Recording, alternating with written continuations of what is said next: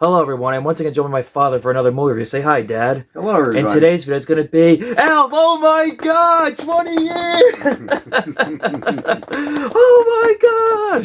Could you believe it? 20 years since Elf came out, and this movie is still hard to believe. Right. I remember we saw this in the theaters when I was 10 years old at that time. Mm-hmm. This was probably like one of the classic at that time for like 21st century and 2000s Christmas movies at that time. Mm-hmm. Yeah. What do you think of Elf? It's become one of my favorite Christmas movies. Same. Yeah, it's a very well done movie in all respects. Right. I think at that time I had never seen a movie like that where a guy who was raised in the North Pole and he wasn't an elf and he finds out that he's a human. He goes to see what the real world is like. Yeah, it was an original concept. It was. And Will Ferrell is terrific. He is. He's fun. I think that I can't imagine the movie without him. No, I mean, I actually once read they wanted Jim Carrey for this. Well, this was before, Will Ferrell. This is a project that goes back to the 90s, before when Jon Favreau and Will Ferrell did the movie, which, as much as I love Jim Carrey, but again, Will Ferrell is Buddy the Elf in my vision, in my head. Right, yeah. I mean, it's something that we've grown accustomed to. Absolutely. And, Jon Favreau does a great job directing the film. Around this time when he did this movie, the only thing I was familiar with him at that time was when he did Daredevil with Ben Affleck playing Foggy Nelson. Before I didn't know that he was a director. Right. Because since then he's directed Iron Man, he directed Cowboys and Aliens, which surprisingly was not as bad. It sounds like a B movie, but it's actually a lot better than it's true they say don't judge a title by its yeah, that was one of them.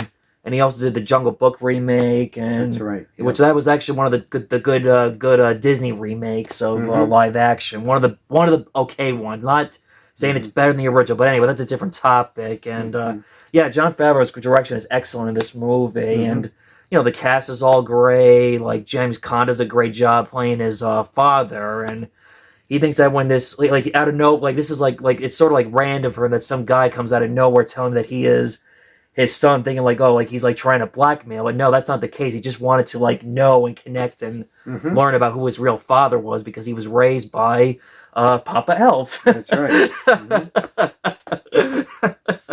Who sent you? Papa Elf for the North Pole, That scene when he first meets him is funny and hilarious. At first he thinks it's some Christmas gram, right, thinking someone's gonna sing my name in Jingle Bells, but no, it's right. Yeah. Christmas gram. Ooh, I think we should call Shakira. They got idea. I like to whisper too. Every second it's just funny from the opening to start to finish when who was it? Bob Newhart. Bob Newhart breaks the fourth wall, explaining the the story that's about to come, and also explaining the gnomes and the how the elves can work late at night while the humans can, and the what was it? Oh yeah, the gnomes the elves you can bake Christmas in a tree house. Yeah, it has very good humor to it. There's a lot of funny stuff. It is. And I think the main thing about it that makes it so endearing is that it has a lot of heart. It does, and a lot of warmth too. Yes. Every you said when we saw this in the theater as when I was a kid, the part when Buddy and Santa are trying to get the Christmas spirit alive when they lose the jet engine and they fly from Central Park to across Manhattan. You said this is a classic. You just knew. Right. It's one of those movies that you watch knowing this is going to be a classic in the years to come, which it already has. Right. So the Christmas spirit keeps the sleigh keeps the sleigh going. Right.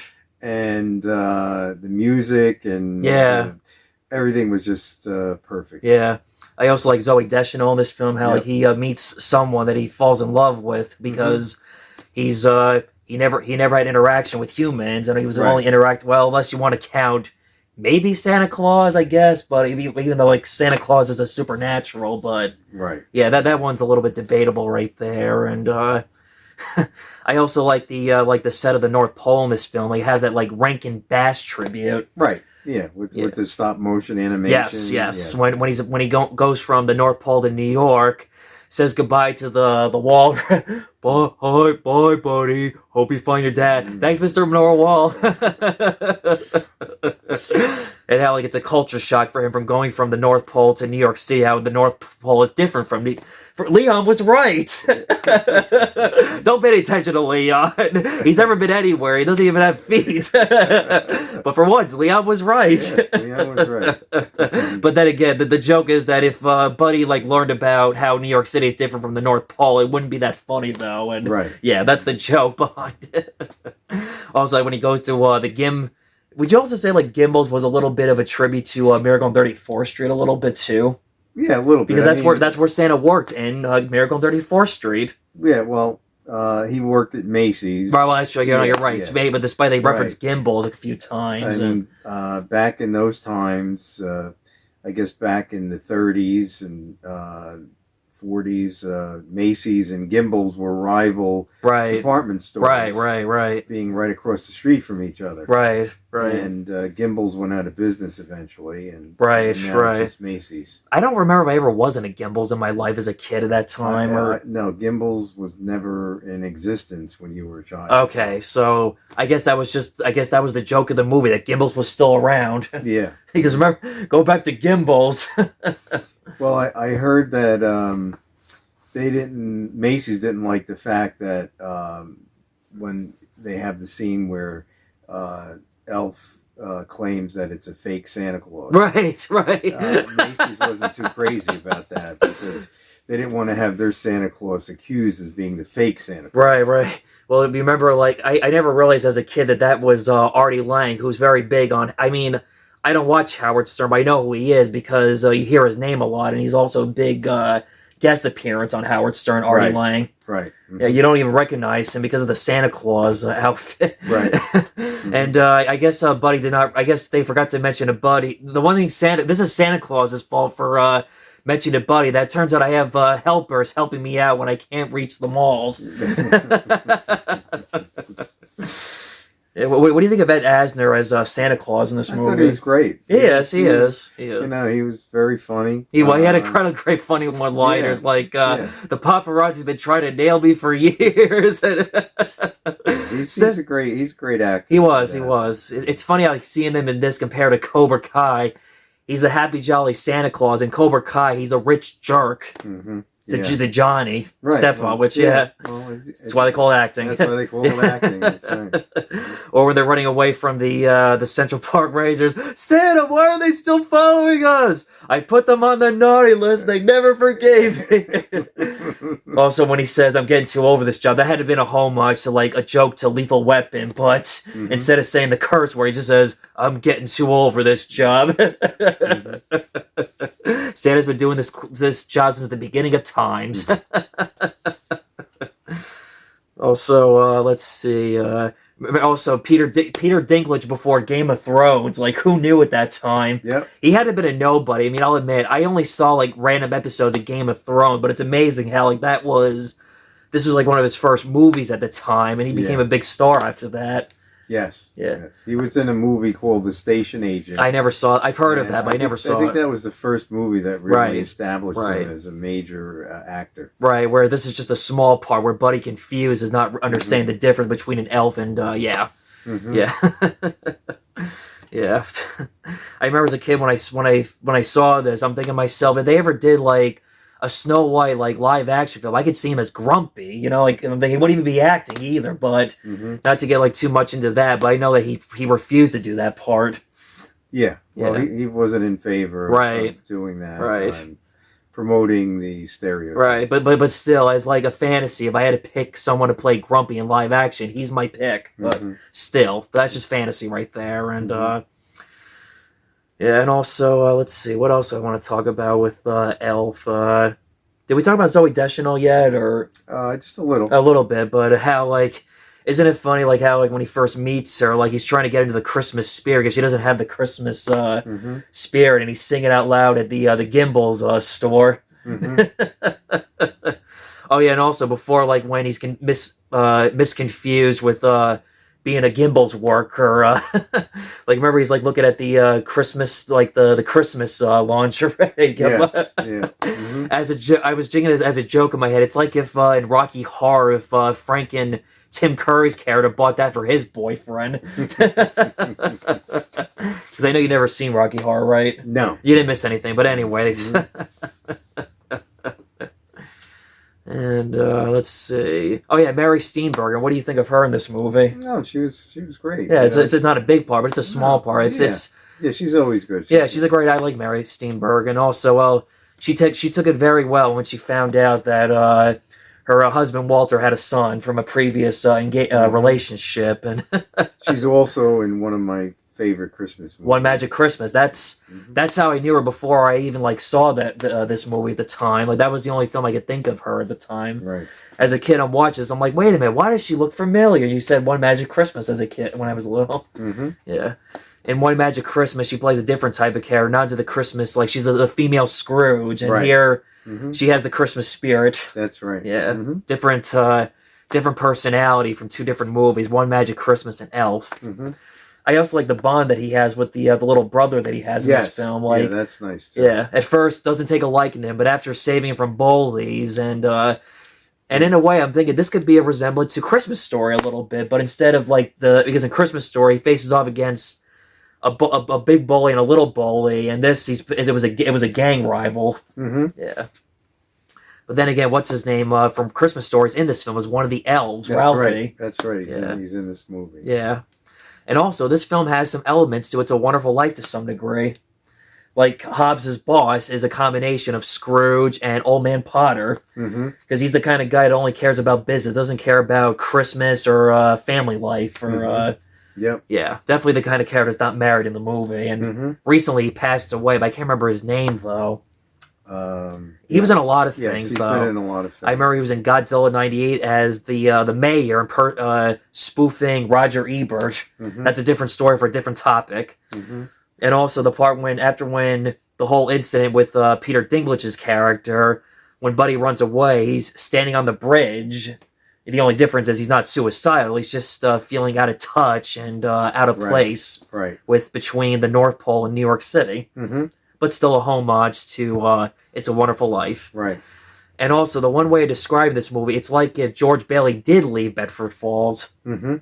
Yeah. Yeah, that's true. Those are good similarities. They are. But that's the thing. As a kid, you don't think about these similarities of inspiration where Jon Favreau got the idea of Elf. Yeah. You know, it's such a great, like, funny movie, and it's still, like, classic today. It's still, like, being, like, they marathon it every year around Christmas time. We watch it every year around Christmas. We practically have watched it almost every year of my life, ever since I was a kid when this movie came out. And for this special occasion, I'm wearing an Elf t-shirt. Well, you know, at 20 years and you're still watching it, it's a classic. It is. And I watch it with my niece and my nephew. They get a kick out of it. They enjoy it. Yeah. Well, when I have my kids my own one day, I'll be showing them this movie. Yep. Yeah. Oh, yeah, I also want to talk about how when he first arrives in New York City.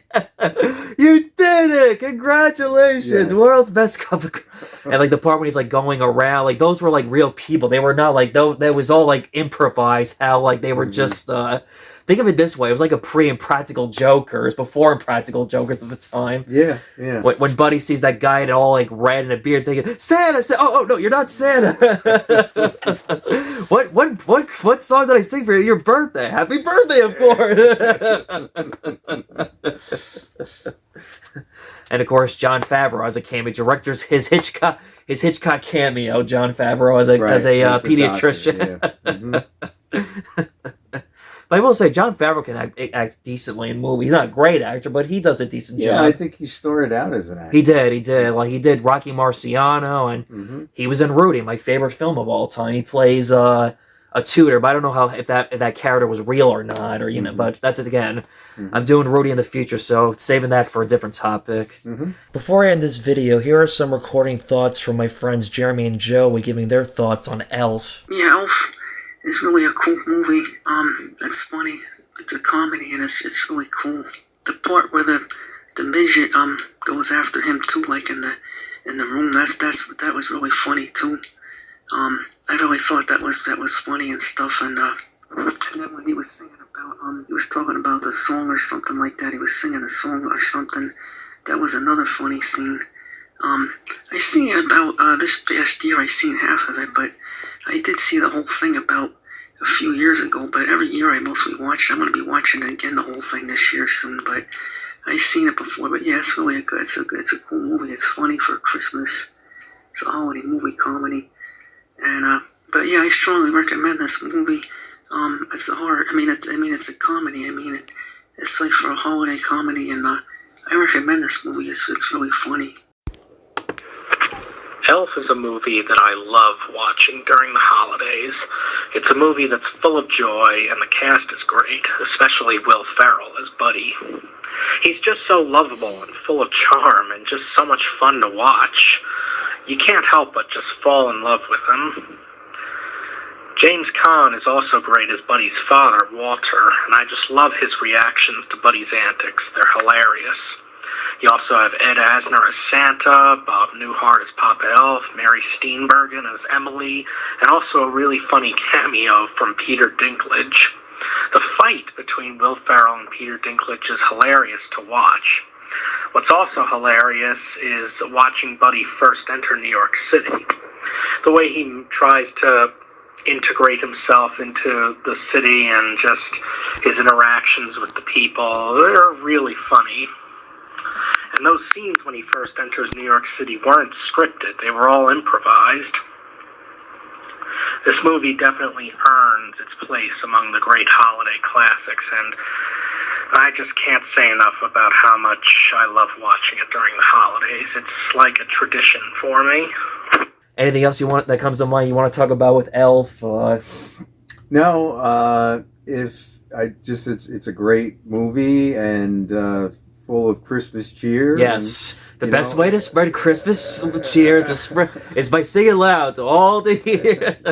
If you haven't seen it, see it, and if you have seen it, see it again. Yes, definitely. And if you're feeling down, this is a great Christmas movie to get you in the Christmas spirit. Mm-hmm. Oh yeah, I wanted to talk about this. Remember when he's eating the syrup with the spaghetti, and I remember this is going to make it everyone. As a little kid, I used to be a picky eater. As a kid watching that. This is going to be very un-Italian of me to say that. I used to hate pasta as a kid. I know, it's like, wait a minute, you're Italian and you eat... Well, I was a picky eater, what can I say? And as a kid watching that scene when he's eating with the chocolate, I'm thinking, oh, that sounds good, but not that I never went far with thinking of that or doing that, but Will Ferrell said when he shot that scene, he said it was not as tasty. It sounds appealing to a little kid, but as an adult, he goes, ugh. Yeah. Yeah, he said like every bite was not that pleasurable or not as appetizing as it sounded. No. And that he also said he got sick and headaches from when they had to do like multiple takes. Mm-hmm. And like you were saying, like usually like actors would spit it out, but I guess not Will Ferrell. He really wanted to make it real Buddy. I guess so. Real Buddy method acting. Yep. Success. Mm-hmm. But as my dad was saying, this is a great movie to get into the Christmas spirit. It's a classic, and it'll be a classic till the end of time for a Christmas movie. So that was our video of Elf. See you next time. Say bye, Dad. Take care, and Merry Christmas. That too. Yep, Merry Christmas.